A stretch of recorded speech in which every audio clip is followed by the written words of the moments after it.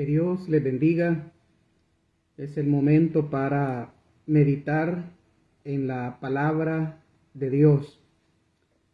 Abra su Biblia en Evangelio de Juan, capítulo 6, versículo 15. Dice: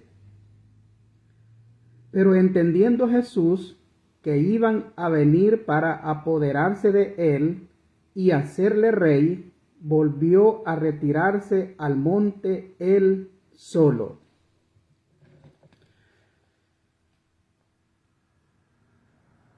En una ocasión Jesús dijo: El que a mí viene, yo no le echo fuera. Es una declaración que Jesús hizo en el Evangelio de Juan, capítulo 6, versículo 37. Esta frase puede ser interpretada como una invitación de Jesús a todos aquellos que buscan su guía y ayuda. Jesús se refiere a todas las personas que vienen a Él, sin importar su pasado, su estado social, su origen étnico o cualquier otra característica que pudiera separarlo de Él. Él acoge a todos aquellos que se acercan a Él con fe, sin importar cuáles sean sus circunstancias o antecedentes. Pero en la escritura que hoy hemos leído, encontramos que, como lo dice la escritura, pero entendiendo Jesús que iban a venir para apoderarse de él y hacerle rey, volvió a retirarse al monte él solo. Lo que vemos aquí es que él trata de evitar encontrarse con un grupo de personas que vienen a buscarle. Y aquí surge una pregunta: ¿por qué Jesús no recibe a esta gente que venían a buscarle? Y en el versículo que tenemos como base para esta meditación, encontramos 5 aspectos importantes por los cuales Jesús se aparta de ellos. Primero, lo buscan para convertirle en rey, que no corresponde con su misión de Salvador. Porque el texto dice: pero entendiendo Jesús que iban a venir. Aquí se utiliza una palabra que significa estar a punto de hacer algo, implicando con frecuencia la necesidad y por ello la certidumbre de aquello que va a tener lugar, e indicándose con ello meramente la formación de un designio. Claramente muestra que algunos judíos querían que su Mesías fuera un rey terrenal, que pudiera derrotar a los odiados romanos y librar a los judíos de la opresión.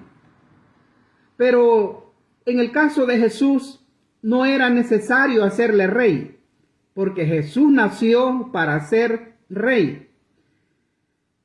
Él pertenece al linaje real de David. El plan de este grupo de personas que vienen a buscarle, que querían hacerle rey, no tenía nada en común con el plan de Cristo, porque el reino de Jesús no es de este mundo, como él mismo se lo dijo a Pilato, que él era rey, pero que su reino no era de este mundo. Jesús nació para ser rey, pero también nació para morir por el pecador.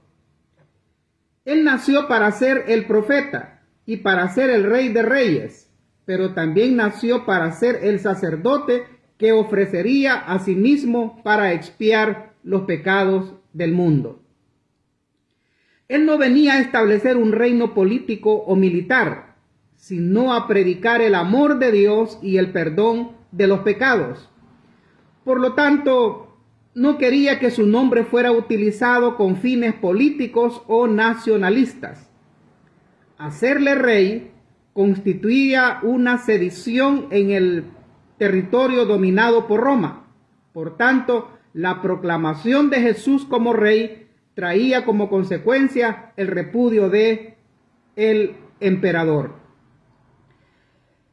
Una lección que aprendemos de esto es que no debemos convertir a Cristo en amuleto que es invocado únicamente cuando se tiene necesidad. Esto es algo que es evidente.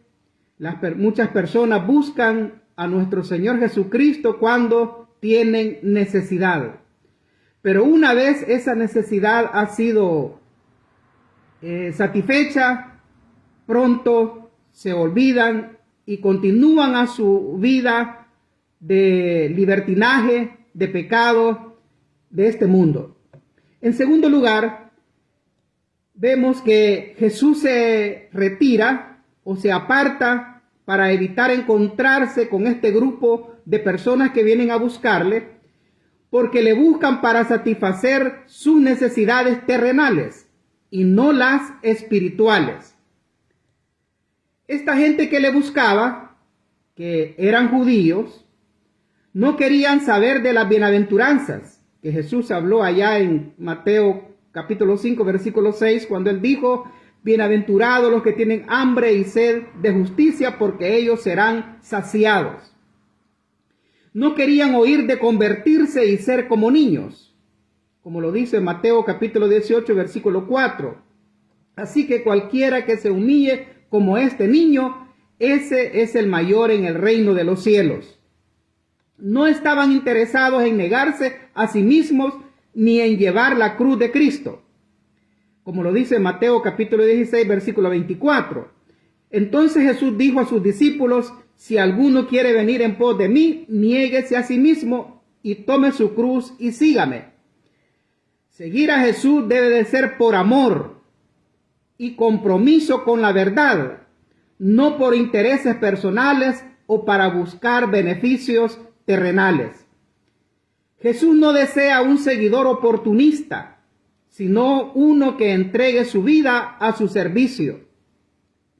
Esta gente buscaba a Jesús para que satisfaciera las necesidades terrenales, cuando debe de ser primero buscar el reino de Dios y su justicia, para que lo de esta tierra venga por añadidura.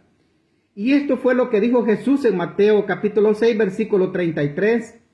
Mas buscad primeramente el reino de Dios y su justicia, y todas estas cosas os serán añadidas. La lección que podemos aprender de esta parte de la Escritura es que busquemos a Cristo para que satisfaga primero nuestras necesidades espirituales y las materiales. Si a Él le place, si es su voluntad, estas vendrán por añadidura. En tercer lugar, Jesús se aparta de esta gente que venían a buscarle, evitar encontrarse con ellos, porque le buscan para obligarle a hacer algo a la fuerza. Es decir, lo están presionando a que él haga algo que en realidad él no está dispuesto a hacer. Porque dice el versículo: para apoderarse de él y hacerle rey. Aquí se utiliza una palabra que significa arrebatar, llevarse por la fuerza. En el primer siglo había una expectativa mesiánica, nacionalista y candente entre los judíos que deseaban liberarse del yugo romano. Moisés no solo había proporcionado alimento de forma milagrosa para los israelitas, también los había liberado del cautiverio de Egipto. No que Moisés lo haya hecho, sino que fue Dios quien lo hizo a través de él. Así que para este momento Jesús había demostrado que tenía mucho poder, porque multiplicó los panes y peces para alimentar a 5,000 personas. Aparte de esto, sanaba enfermos, echaba fuera demonios y toda clase de milagros que solamente podían ser hechos por el poder de Dios.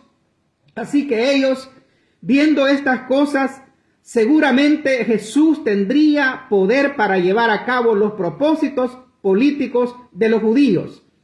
O sea, si él puede hacer estas cosas, ¿cómo no va a poder ser el rey que necesitamos? Decían los judíos. Él podría darles pan como Dios dio el maná a sus padres.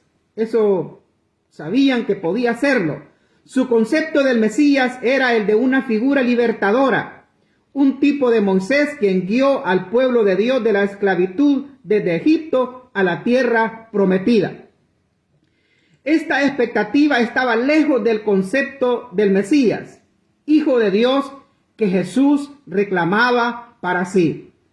O sea, Jesús, para este momento, él tenía una misión, pero no era la del Mesías, como se le tiene prometido al pueblo de Israel. Eso es algo que va a suceder en el futuro. Para ese momento en que Cristo estaba en esta tierra, él era el Hijo de Dios y el Salvador del mundo, como lo vamos a ver un poco más adelante. Es interesante observar que el verdadero Rey de Reyes y Señor de Señores había venido para mostrar el camino de entrada al reino de los cielos, pero los hombres no aceptaban ese camino y procuraban convertir a Cristo en el Rey que ellos deseaban que fuese.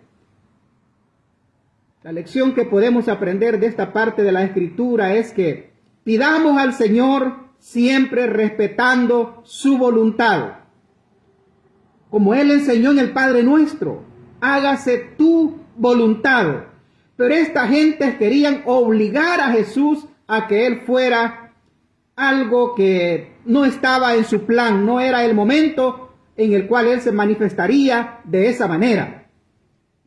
Así que, en cuarto lugar, Jesús se aparta de esta gente que vienen a buscarlo.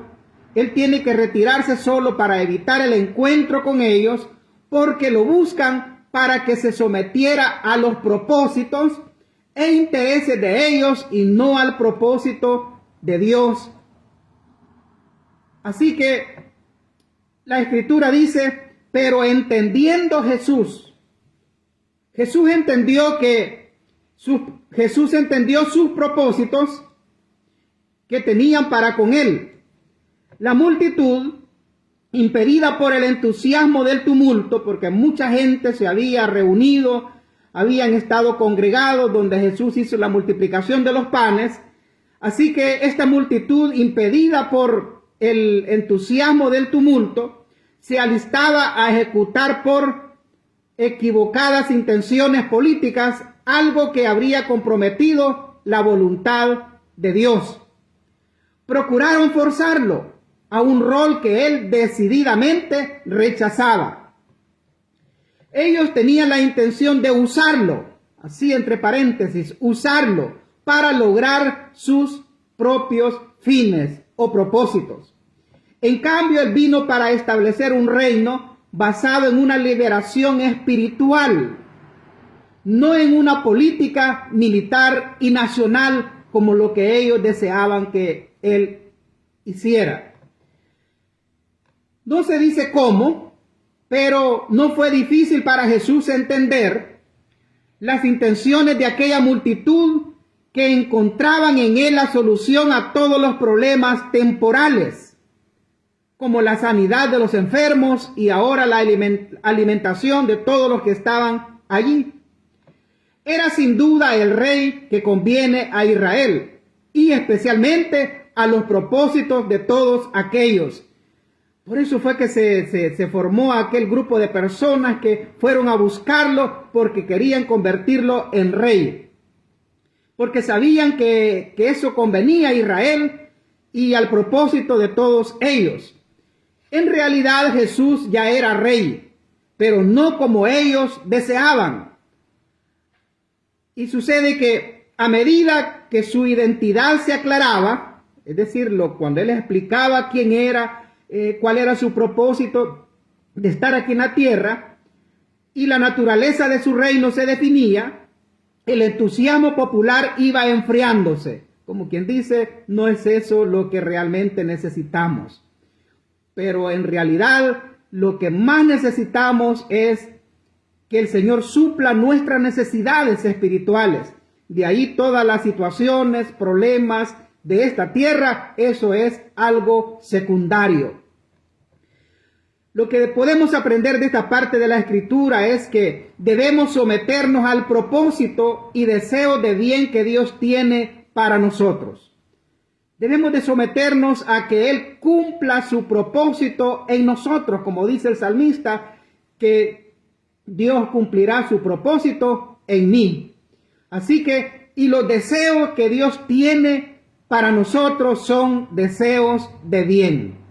En quinto lugar, vemos que Jesús se aparta de esta gente que viene a buscarle. Él decide retirarse solo porque ellos le buscan con una concepción equivocada de quién era el Cristo y su obra en esta tierra. En una ocasión Jesús preguntó a sus discípulos qué decía la gente que era Él. Así lo dice la Escritura textualmente. Al llegar a la región de Cesarea de Filipo, Jesús preguntó a sus discípulos, ¿quién dice la gente que es el Hijo del Hombre? Ellos dijeron, unos dicen que es Juan el Bautista, otros que es Elías, y otros que es Jeremías o alguno de los profetas. Él les preguntó, ¿y ustedes quién dicen que soy yo? Simón Pedro respondió, tú eres el Cristo, el Hijo del Dios viviente. Entonces Jesús le dijo, bienaventurado eres, Simón, hijo de Jonás, porque no te lo reveló ningún mortal, sino mi Padre que está en los cielos. Esta gente tenía el concepto que si Jesús tenía el poder para suplir sus necesidades de hambre física, también tenía el poder para ser rey. Jesucristo en ese momento era el Cordero de Dios que quita el pecado del mundo, que iba a morir en la cruz para limpiar los pecados de todo aquel que viene a Él. Y también para este momento Él era el Salvador. Cumplía la misión, como nos lo dice Juan, Evangelio de Juan, capítulo 3, versículos 16 y 17. Porque de tal manera amó Dios al mundo que ha dado a su Hijo unigénito, para que todo aquel que en Él cree no se pierda, mas tenga vida eterna.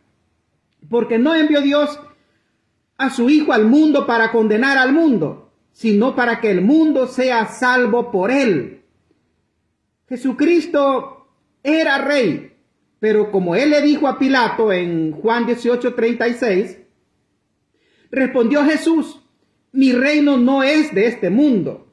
Si mi reino fuera de este mundo, mis seguidores pelearían para que yo no fuera entregado a los judíos, pero mi reino no es de aquí. Tanto en el tiempo de Jesús, en el pasado, como en el nuestro, las personas siguen teniendo un concepto erróneo y distorsionado de Jesús. En la actualidad hay quienes que creen que Jesús fue solo un gran maestro iluminado. Otros creen que Jesús es el arcángel Miguel por su alto rango y cumplir funciones especiales. La verdad es que Jesús es quien dicen los apóstoles, y eso es lo que nosotros debemos de creer. ¿Quién es Jesús? Tener una concepción correcta de quién es Él. Porque los apóstoles, ellos siempre dicen que Jesús es Dios, que es Señor y Salvador. El apóstol Juan presenta a Jesús como Dios. En Juan 1:1, él dice, en el principio era el verbo, y el verbo era con Dios, y el verbo era Dios. El apóstol Pedro presenta a Jesús como Señor y Salvador. En 2 de Pedro capítulo 3 versículo 18 dice, antes bien creced en la gracia y en el conocimiento de nuestro Señor y Salvador Jesucristo. A Él sea la gloria, ahora y hasta el día de la eternidad. podemos decir en esta parte de la Escritura que debemos de acercarnos a Cristo con el pleno conocimiento de quién es en verdad y qué puede hacer por nosotros. Concluyo con estas palabras. La verdad central que encontramos en esta Escritura es: no se puede encontrar a Cristo sin la actitud correcta. Y si no lo encontramos, no recibiremos las bendiciones que tiene para darnos. No erremos en encontrarle y ser recibidos por nuestro Señor, porque Él es el pan de vida, el camino, la verdad y la vida. Así que debemos de buscar a Jesús correctamente, porque si le buscamos correctamente, le encontraremos y obtendremos lo que necesitamos. ¿Recuerda usted aquellos dos malhechores que estaban crucificados junto a Jesús? Uno de ellos quiso obligar a Jesús que hiciera algo cuando él le dice: si eres quien dice que eres, sálvate y sálvanos a nosotros mismos. Y así le injuriaba. Pero también estaba el otro malhechor que reconocía que Jesús era más que un hombre crucificado ahí. Él lo reconocía como Señor. Y él le dice: acuérdate de mí cuando vengas en tu reino.